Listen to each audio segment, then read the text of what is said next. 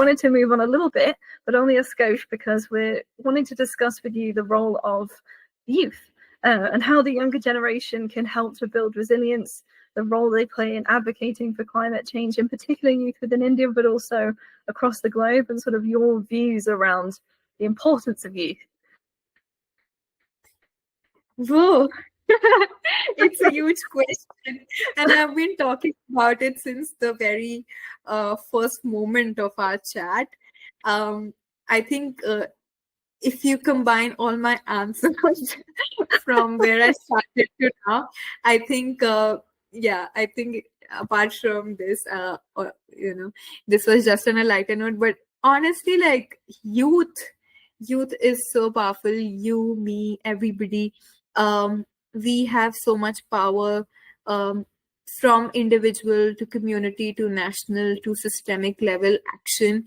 I feel we are really, although we are being impacted uh, a lot, but we are also the catalysts of change. We are the ones who can really shift narratives and rewrite the stories, um, from leading climate strikes to developing innovative solutions to disseminating climate education and leadership to reshaping how we approach climate resilience.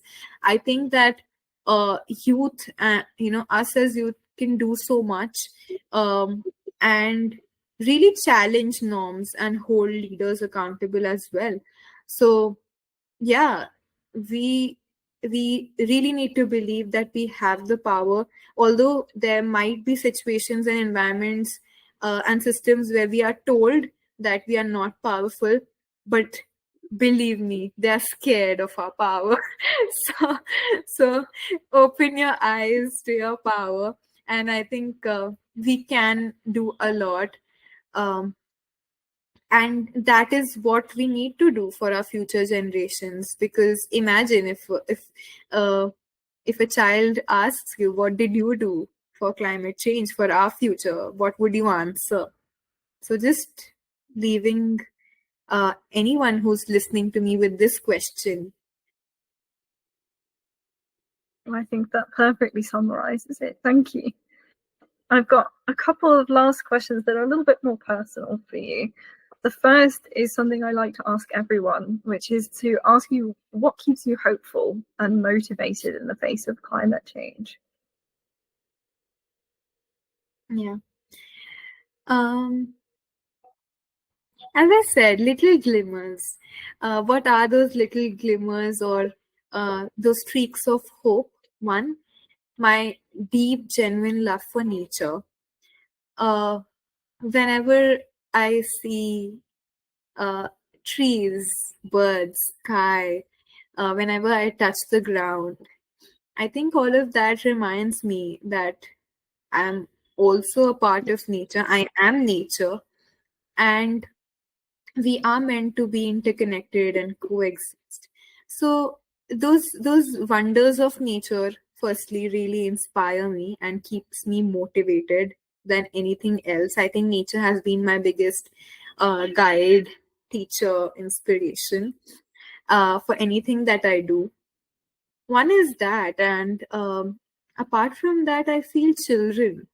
Working and engaging with children gives me pure joy. Their innocence, their ability to question without filters, their ability to laugh, and resilience that they carry.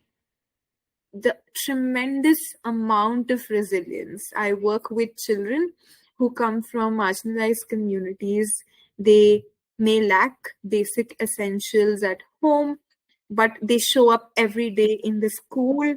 They are first generation, some of them are first generation learners, but they show up in schools, they smile, they show up for the classes, they actively participate in all the activities that we do, right from composting to waste segregation to vegetable gardening to recycling plastic trash to make craft items. There's tremendous amount of resilience and energy. I think is that nothing can beat that. So I would say that children really inspire me in all of of all of the crisis that is there. I think we have maybe a lot to learn from the way that children approach the climate crisis, and that for them it's very straightforward in terms of, well, what can we do?